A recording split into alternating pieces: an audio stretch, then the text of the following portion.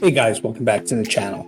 Today I'm going to give you 3 reasons real estate investing could be dead. Is it dead? Is it going to die?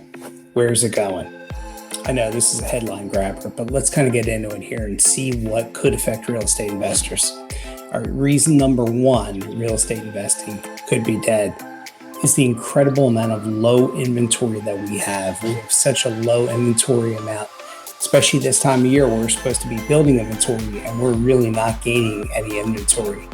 And we have super low mortgage rates. A lot of borrowers have under 4% mortgage rates. I believe it's 65% of people are under 4%. It's a tremendous amount. And we do have a lot of people that don't even have a mortgage, period. So there's not a whole lot of distress out there. And in order to increase inventory, you need some kind of distress. So what could create distress? Unemployment. Right now, the economy is okay. It's not solid, but it's okay. It's good enough. So I don't see any quick mass unemployment coming unless there's some kind of a catastrophic event, bank collapses, so on and so forth. But that's going to keep inventory low. The only place we could end up getting an increased inventory, and this is going to be down the road, is people who bought the past 9 months to a year where the mortgage rates were up 6-7%. They currently are in that same area right now. Those people could be motivated to sell if mortgage rates drop a little bit and they want to move, right? Because right now, the people who have the super low mortgage rates are locked into where they are because they can't buy anything with a lower monthly payment than they can now because prices haven't come down, right? Prices are stable or slightly up depending on where you are for the most part across the country. These people are not going to move unless they're distressed and have to, whether there's unemployment, change in life, divorce, death, that kind of thing. That's the only thing that's going to motivate people to move. Right now, we just don't have anything like that going on. So that's reason number 1. Reason number 2, your cost of marketing, your cost to acquire properties is going up tremendously. Every lead, as you guys know, is super important. You want to maximize your leads. But with the cost of direct mail going up, cost really of almost everything going up, but the cost of direct mail, pay per click, all these things is driving a lot of mom and pop investors out of there because the cost to acquire is so high, the cost to renovate is so high, that it's really leaving little margin, especially when there's so much competition in the market right now.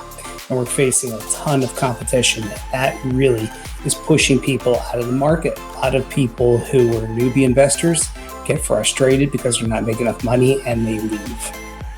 All right, what's the third reason? The third reason is a newer one, AI, right? AI is making it more and more difficult for investors out there. Easier in some ways, easier to maybe find properties, to locate what markets are good to be able to be in, to purchase in, but also harder because there's so much more competition now. And people can use AI to utilize and be more competitive in the game and in the business. Right? And if you're a mom and pop investor, you might not have the best AI out there to utilize to take advantage of leads. Right? So, for example, what some people are doing, some of the more sophisticated investors out there, they're using AI chatbots that are really effective, incredibly powerful. I've seen one today, just how it engages you, and it seems like you're talking to another person. So the people that utilize that, and again, it's a big cost for those, that's AI software. So that again is pushing more mom and pop investors out of the market. So it's your bigger guys, your bigger companies. Look at it is the Walmarts, the Home Depots, the Lowe's, the Ace Hardware, pushing your regular small hardware companies out of business, right? There's just too much competition. They get deeper pockets. They can afford to pay for the better AI, which is going to be better for them and make it easier for them to acquire more properties because mom and pop investors rely on more in the old way, phone calls, driving a meeting, where AI could potentially get a deal done much quicker, much more efficiently. So that's what's going on in the market, and that's what could really push a lot of mom and pop investors out of this market. So how can you offset that and make sure that doesn't happen to you? One, you have to differentiate yourself, right? You have to do something that's different than what other people are doing in the market.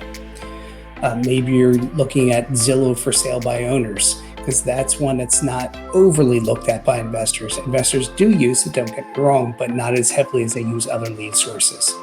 You could do what we do and buy in online auctions and make relationships with REO agents out there to bring us other deals and other leads, and make a lot of relationships out there with some small mom and pop brokerages that may have pocket listings or get deals that are pretty good for fix and flips.